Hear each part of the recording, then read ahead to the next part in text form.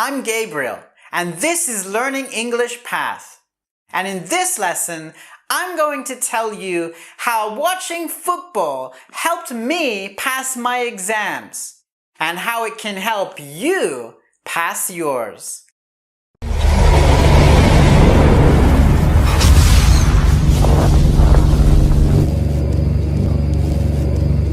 When I was a kid, I had to remember so much information for my tests. I had to remember people's names, where they were from, what they said, when they said them, what people thought about them. I had to remember all this stuff just for tests. And so what I had to do was cram for many, many hours. Cram all of this information into my head just to pass the test. Now, what's cram? Cram is when you put facts or information into your brain just to pass the test. And then, sure, you pass the test, but after the test, what happens? It's gone, right?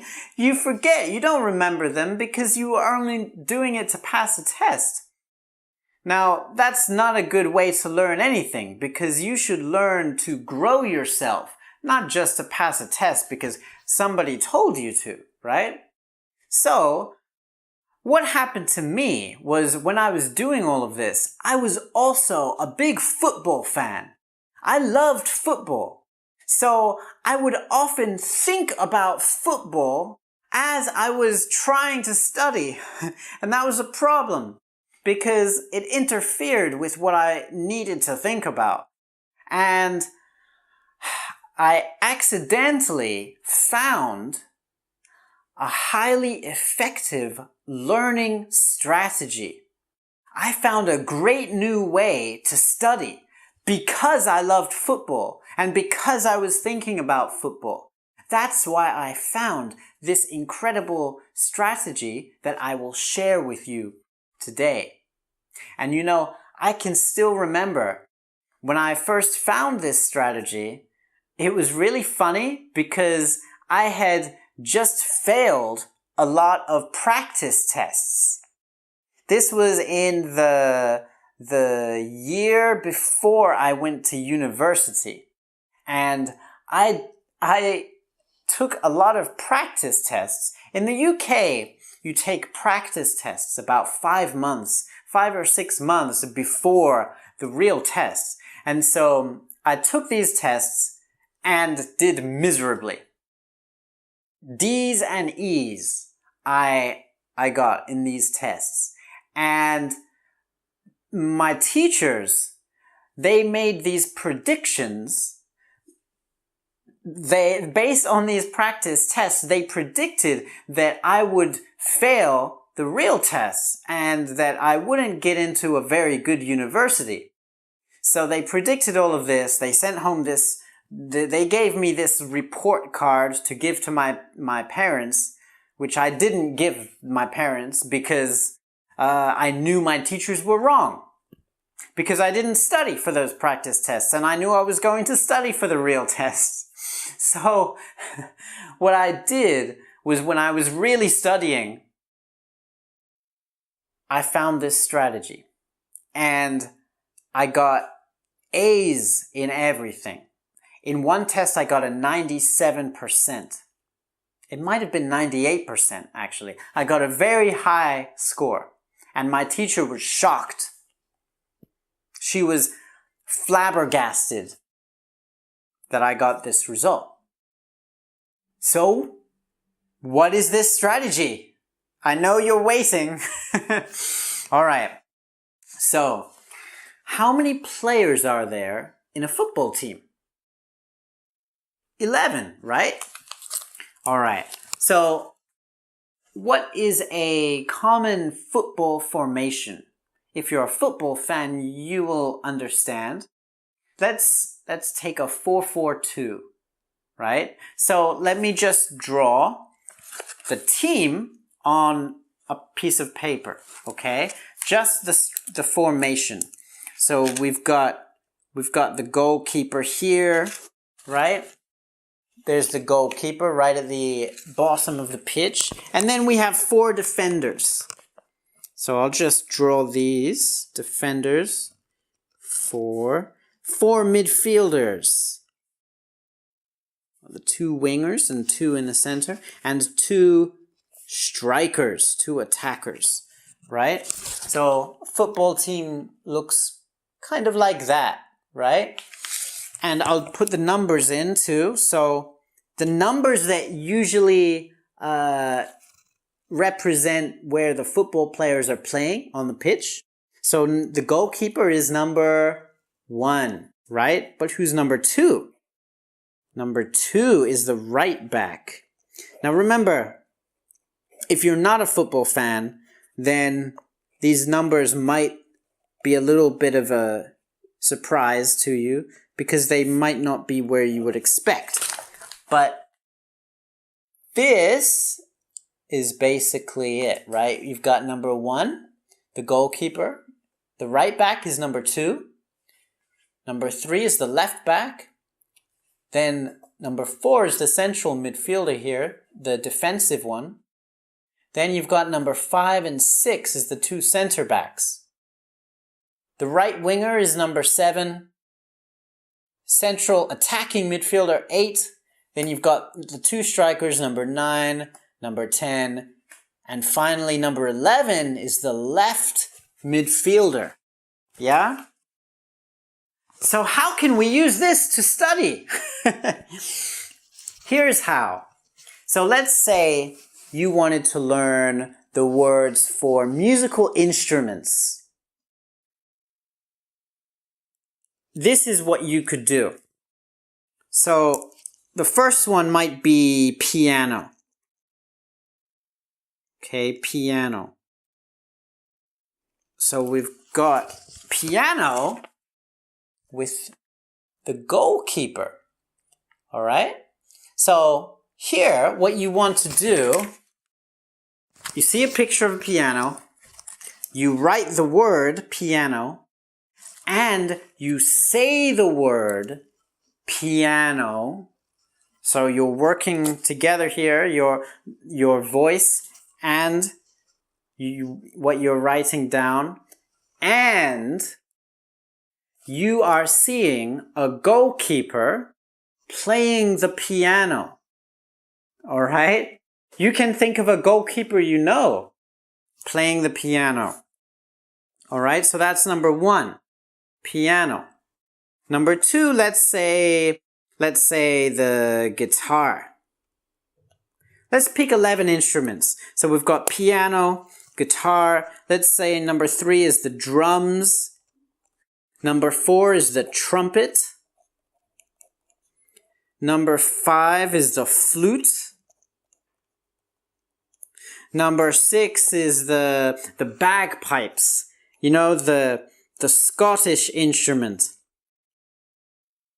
Number 7 is the violin. Number 8, let's pick a Chinese instrument, the erhu. The erhu is similar to a violin, but it's much more Chinese. Okay, number 9, I love the sound of a saxophone. So let's pick a saxophone. I also love the sound of a harp. So number 10 is a harp. And number 11, let's go with the didgeridoo. I love the word didgeridoo, right? It's the one that the Australian Aborigines play. So this is basically what the football team looks like. This is a football team based on musical instruments. A whole football team of musical instruments. But what you want to do now is you want to imagine in your mind football players who play in these positions playing the instruments. But also, you want to imagine them kicking the ball to each other in the right order. Okay? So you want the goalkeeper who is playing the piano. So you've got the goalkeeper playing the piano now, right? You want him to pass the ball to the right back, the defender here, with the guitar. So the right back is playing the guitar, but he has to get the ball. And then this right back passes the ball to the left back with the drums. You see? And the guy with the drums passes to the guy with the trumpet. Or the girl with the trumpet. Okay?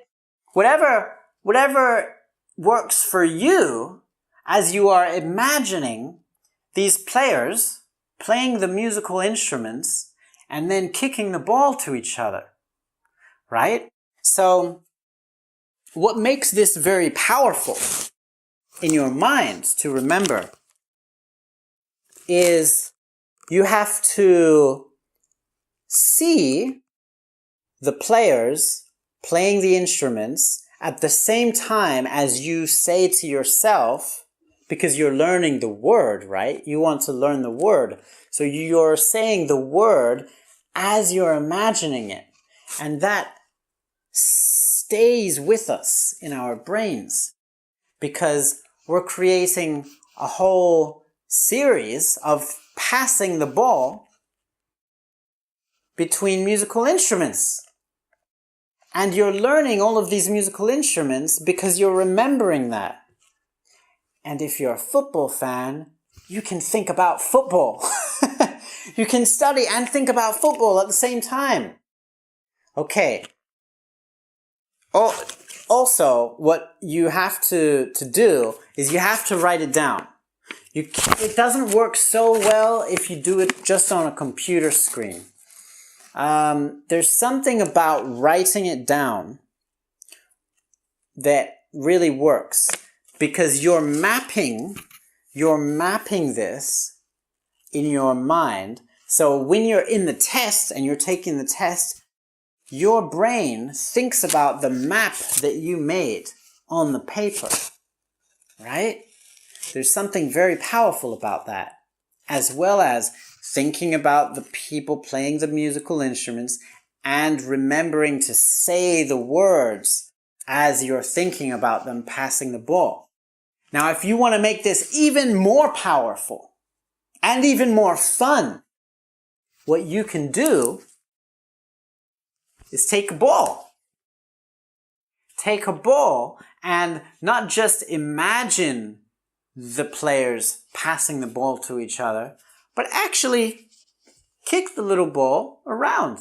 And that puts movement into your studies. And movement is extremely powerful. So now, and it's fun. So now you've got the visual aspect, what you can see, and the map of these musical instruments. You've also got the sound, so you're saying it as you're imagining it.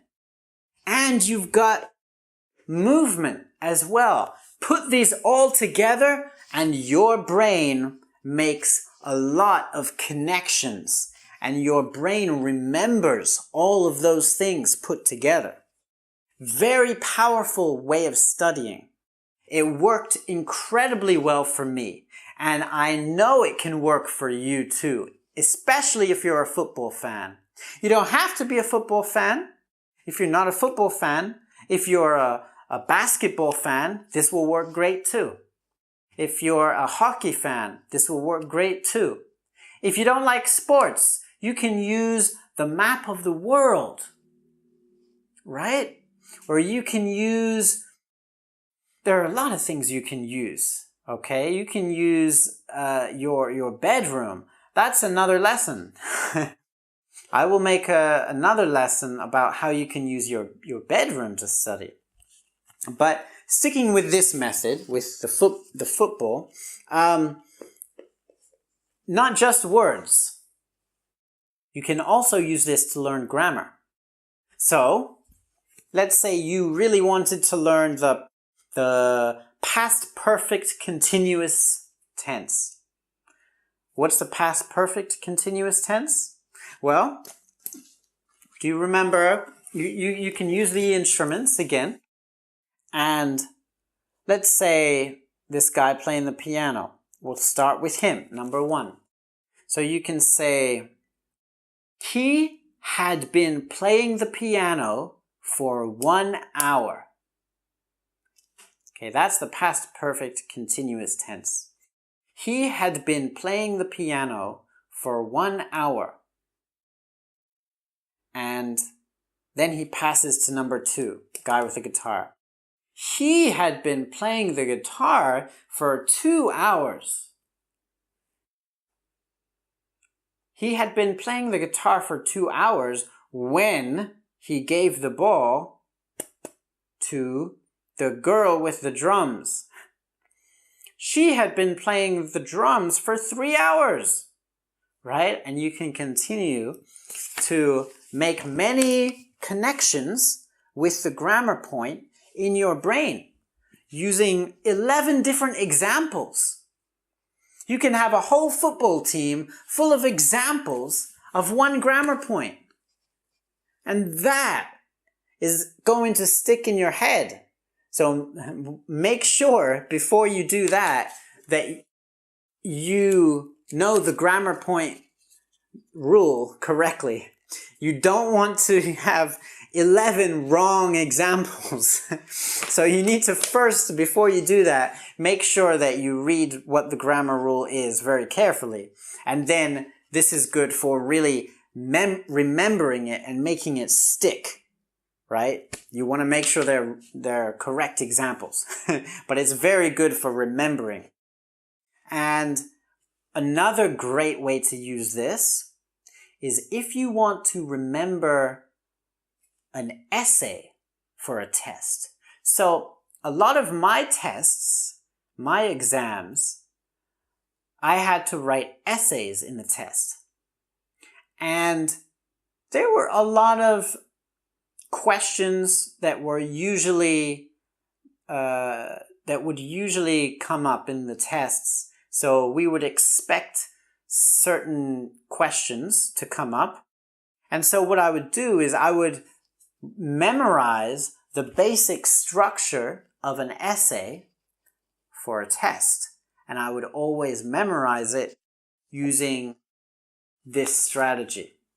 Okay? So if I wanted 11 points, fine. That would be easy. If I wanted more than 11 points, I would add the football substitutes. I would add the substitutes and the manager, right? Or I would just have another football team. So it would be 2 football teams. And that's fine. Your brain finds that easy. Okay? It's a very simple technique. If you're a football fan, especially. But it's so effective. It's so good. So use it. Try it out. And let me know. Let me know how it works out for you. I'd love to hear feedback from you. If you try this out, give it a shot. Learn some new vocabulary or learn a grammar point. Try with a new vocabulary point first. See how it is. Do it for about at least half an hour with movement. And, it'll be in your brain. It'll stick in there. Okay? So, leave me a comment. Tell me how much you liked this video. Give me a like if you like it, if you're going to use it. And subscribe, because I have a whole bunch of tips like this that are going to be extremely useful for you. So if you subscribe to my YouTube channel, you will get so much more over the next few years. Not just for learning English, but for developing yourself as a learner of anything and developing yourself as a human being. All right? So You can do that and sign up for my book on 101 songs to learn English.